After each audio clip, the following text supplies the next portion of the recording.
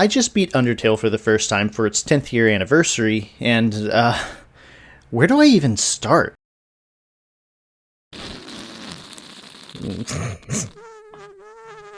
God damn it. I'm sorry, what is this? I mean, it sucks for content that I didn't have a camera for that, but I am glad that I didn't have a camera for that, because I definitely cried during the, Or dog. Okay, let me back up. This video is going to have spoilers for the true pacifist route, so just a heads up.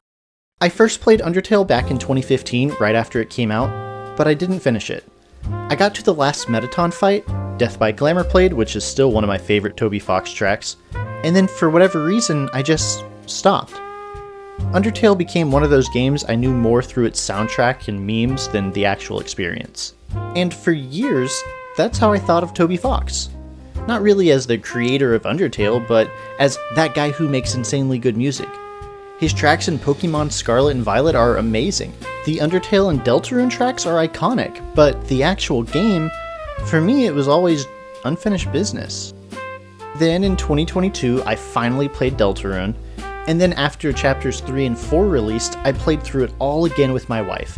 And not just played through it, I did everything. The optional bosses, the weird route, secret eggs, all of it.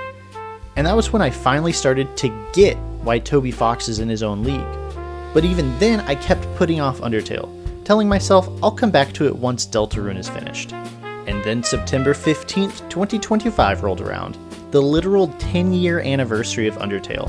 And it just so happened to fall on a Monday, my streaming day. It was too perfect to ignore.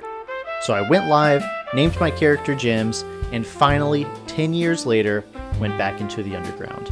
And I was not ready for what I found. The first thing that hit me wasn't even a character. It was the music. The track Ruins. It's this gentle, funky theme that somehow feels both safe and lonely and jazzy all at the same time. And I realized that despite hearing Undertale's biggest songs 100 times before, I had never really heard this one. It snuck up on me. It set the mood for what this game was going to be. Something deceptively small, but carrying a weight I didn't expect. And then, of course, there's Toriel. Back in 2015, I didn't know how to handle her fight. I tried acting, but nothing seemed to work. So I thought, maybe if I whittle her health down, I'll be able to finally act again. Instead, I killed her by accident. I panicked, I reset, and I spared her the next time. And the game knew. Flowey called me out on it. That was my first real moment of, what the hell is this game doing? So on stream, I recreated it on purpose. I killed Toriel, I reset, then I spared her. And it still felt eerie. Toriel's theme, Heartbreak, only made it worse. Or better, depending on how you look at it. It's one of those tracks that make you feel guilty for even progressing. The perfect soundtrack for a fight where the correct move is not fighting at all. And it might just be my favorite Toby Fox track too. From there, the tone shifts. You step out into the snow and meet the skeletal brothers, Sans and Papyrus. Now, in Deltarune, I do not like Sans. Something about him there just rubs me the wrong way. But here in Undertale, he's brilliant. Goofy, laid back, constantly breaking tension with a joke right when you need it. It's really easy to see why he became a cultural phenomenon. Papyrus, on the other hand, I remembered loving him in 2015. His over-the-top bravado, his kindness hidden under the bluster, and while I still like him now, he didn't quite hit the same for me this time. Maybe my sense of humor's changed, or maybe the legend of Papyrus had grown too large in my head over the last decade. He's still great, just not my favorite. But that's something that stuck with me about replaying Undertale. Some characters felt different than I remembered, while others surprised me by landing harder than ever. So then there's Undyne, or Undyne. I'm not sure how to actually say that, but I'm gonna say Undyne. She's introduced like a force of nature. The armor, the spears, the relentless pursuit. The entire chase sequence is pure tension, with the game reminding you in every step that this isn't just another quirky underground monster. This is someone who wants you dead. But the beauty of Undertale is how quickly it flips that energy. After the fight, after the chase, once you actually spend time with Undyne, she becomes, well, kind of a dork. Intense, funny, even lovable. Papyrus antagonizing her, the cooking lesson, and later when she starts opening up more, it's almost jarring in the best way. She's one of the first characters that really shows both sides of Undertale's design. One thing on the surface, but deeper once you peel it back. From there, the spotlight shifts to Alphys. Now, compared to her role in Deltarune, she feels much more fleshed out here. In Deltarune, she's basically a side presence. In Undertale, though, you spend so much time with her. The awkwardness, the insecurities, the way she overcompensates, it's written with so much honesty that it's hard not to connect with a little bit. And narratively, Alphys is crucial. She's the one who opens the door to the darker undertones of Undertale's world. The experiments, the failed attempts, the consequences. Her story sets up everything that pays off later in the True Lab. But before all that, there's Mettaton. Mettaton is the perfect example of Undertone's tonal whiplash, and I mean that in the best possible way. He's ridiculous, over the top, a TV show villain who makes every fight feel like you've stumbled into a Saturday night broadcast. And yet, when you finally face him head on and flip that switch on its back, the whole thing escalates into one of the most stylish, memorable fights in the game. That was the end of my first day of streaming. Looking back, I'll be honest, Undertale hadn't hooked me yet. It was quirky, it was funny, it had some clever mechanics, but emotionally, I wasn't feeling that deep connection people always talked about. I liked Sans, I thought Papyrus was fine, Undyne was fun, but nobody really clicked with me as a favorite character. But what did stick out were those moments where the game reached past the screen. Killing Toriel, resetting, and having Flowey call me out for it, realizing that Undertale was paying attention in a way most games don't. That was interesting. That was memorable. But if the pacifist route had just ended with the Asgore fight and credits, I probably would have walked away thinking Undertale was just pretty good. Unique, but not life-changing. It wasn't until day 2 that everything shifted. And hey, real quick, I stream a short game basically every Monday at 10 AM Central, and on Fridays I upload a video like this one. Part review, part retrospective, part overthinking. I may be a small-time channel, but I put in full-time hours every week to make these happen.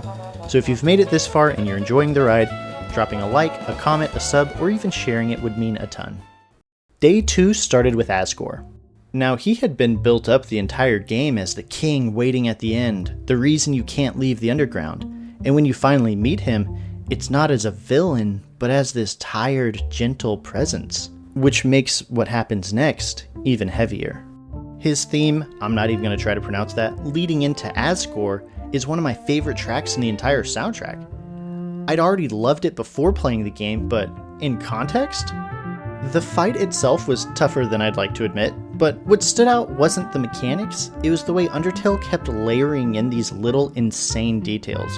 When you die, Asgore is the one telling you not to give up, and when you tell him that he's killed you before, he just says, I know. It's this strange duality. He's your enemy, but he's also your coach. The guy standing in your way is the same one encouraging you to keep going. That tension made the fight feel more meaningful than just another boss battle. And then the tone shifts again, because right after Asgore comes Flowey. Flowey? Oh man, it's Flowey because he's a flower. I'll re-record some stuff. And this fight is pure chaos. Flowey turns into this nightmare patchwork of real-world textures, corrupted graphics, and just sheer nonsense. It's loud, it's jarring, and it feels designed to overwhelm you. Mechanically, it's almost unfair with bullets everywhere, screens glitching, save files being hijacked, and yet you can't really lose. Not in the traditional sense. The 6 human souls keep reviving you, throwing you health, dragging you forward. The fight is less about beating Flowey, and more about surviving the spectacle. It was shocking, hilarious, and terrifying all at once. Exactly the kind of fight Undertale needed right before the game truly opened up into its final act. Wait, you mean this isn't the end? Nope. And after all that's over, sparing Flowey sets you on the path towards something deeper. The hints about Alphys, the True Lab, and eventually, well, we'll get there soon. After Flowey, the game sends you back to Alphys. And this is where Undertale really peels back the curtain. The goofy, awkward scientist who felt like comic relief suddenly becomes the key to some of the darkest lore in the game. The true lab is claustrophobic. Flickering lights, broken machinery, monsters stitched together from failed experiments, the amalgamates. It's unsettling in a way that's completely different from the rest of Undertale. And it's also the point where you can see Toby Fox's Earthbound roots most clearly. The VHS tapes, the unsettling atmosphere. It straight up felt like what I've heard about Gigas and Porky, but with a personal twist. Because these aren't just failed experiments, they're failed people.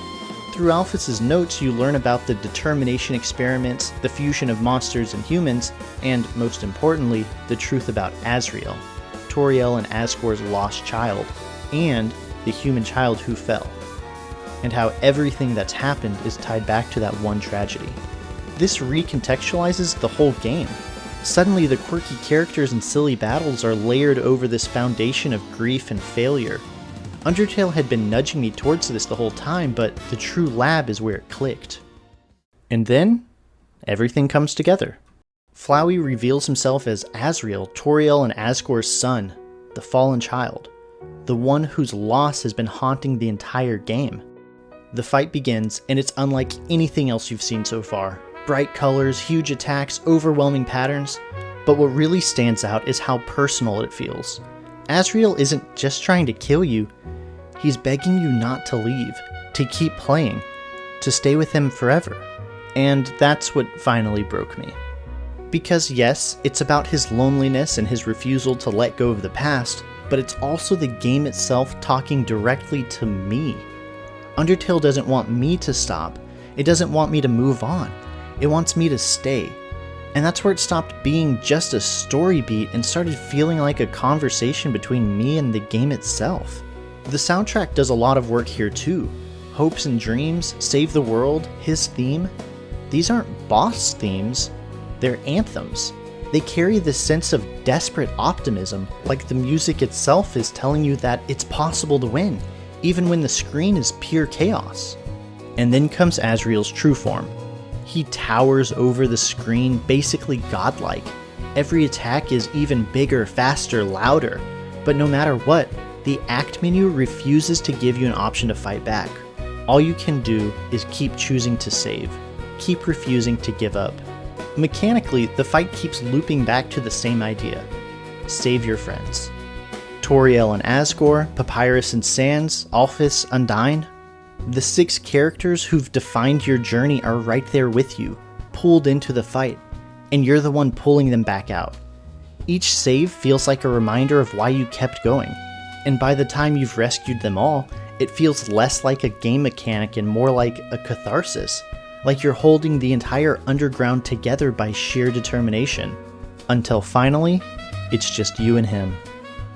The bravado falls away, the godlike form crumbles, and what's left is a scared, lonely child who just doesn't want to be alone again. He begs you to stay. He begs you not to end it. And in that moment, Undertale breaks the fourth wall by not asking what you'll do, but asking what kind of player you are. He isn't talking to Frisk, the character everyone has been interacting with in the game world. He's talking to me, Jims, the guy sitting at the computer. I teared up here, I'll admit it. And part of me is glad I didn't cry on stream, but part of me kind of wishes I had. Because this is the moment Undertale earns its reputation. It's so much more than just some clever RPG. It's more than just some game with good music. It's a story about connection, loss, and the refusal to let go.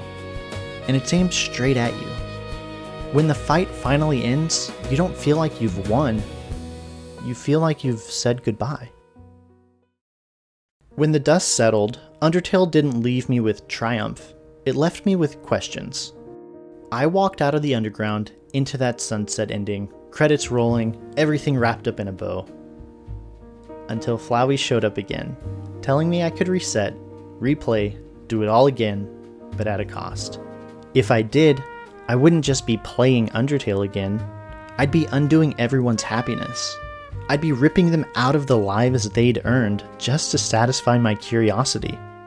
That was the moment I realized Undertale wasn't about me saving them, it was about me letting them go. And it's strange, because even after finishing the game, I don't feel deeply attached to its cast the way I thought I would. I think after sitting on it for a while, Asriel is actually my favorite. The loneliness, the desperation, the way his fights ties everything together, it stuck with me the most. That said, I still like Sans a lot more here than I do in Deltarune. He's funny, he's sharp, he just works better in Undertale's tone. I wanted Asgore to be my favorite, but the ending didn't quite give him the resolution I was hoping for.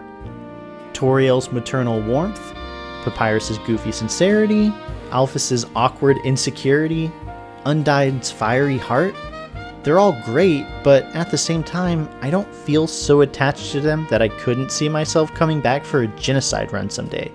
But for me, Undertale's impact didn't come from bonding with them. It came from the meta layer, from the way the game itself kept reaching through the screen. Toriel's death and reset, Flowey remembering what I'd done, Asriel begging me not to leave. Undertale's magic is that it knows it's a game, and it uses that fact to make you feel something games usually can't. And then there's the music. If Deltarune has polish, Undertale has soul. The soundtrack isn't just background noise, it's the bloodstream of the entire game for me.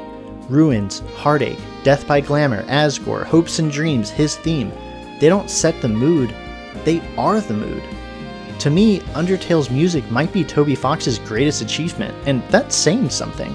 So where do I land 10 years after Undertale first released? Honestly, I still prefer Deltarune. Its characters, its polish, its potential. I'm way more excited for chapters 5, 6, and 7 than I am to replay Undertale, but Undertale's ending hit me in a way Deltarune hasn't yet. It made me realize that this is a story that's been sitting in the background of gaming for a decade, waiting for people like me to finally catch up. And for me, Undertale didn't make me feel like I was part of its world. It made me realize the game was already part of mine. It asked me not just if I'd play, but if I'd stay. And 10 years later, I finally did.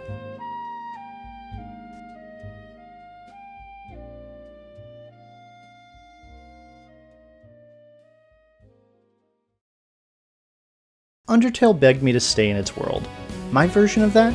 Staying here every week telling these stories, whether it's my stream on Mondays or my videos like this on Fridays. And if you want to stay too, then hey, hit subscribe.